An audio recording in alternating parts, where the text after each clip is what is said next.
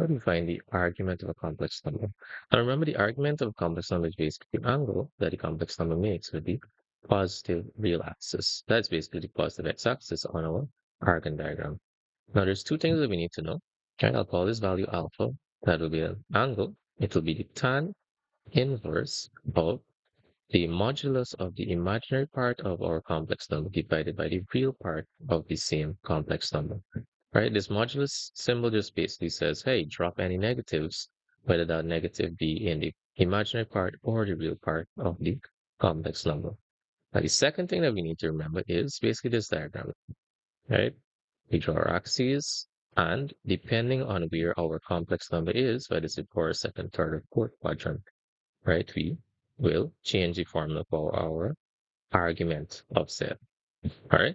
Now, the first quadrant, you can imagine our complex number is here, second quadrant, it's here, third quadrant, it's here, and fourth quadrant, our complex number would look like that. All right.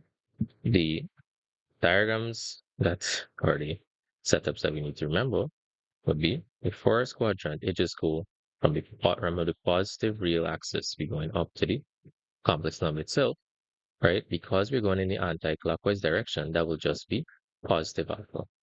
In the second quadrant, we're moving from, again, the positive x-axis. We go around by 180, which is pi, right? So I'm going to write it down, pi. But then we're going in the clockwise direction by alpha. So we need to actually subtract, right? Because remember, clockwise is negative and anti-clockwise is positive. Right now we know what alpha is. In the third quadrant, we start at the positive real axis and we go all the way around, right? Remember, because we're going clockwise, we are basically going in a negative direction. So we need to have a negative pi, and we go anti-clockwise by alpha. So we simply need to add alpha, right? That's the third quadrant. And then the final quadrant, the fourth quadrant, we simply go in the negative direction. So this will be negative alpha.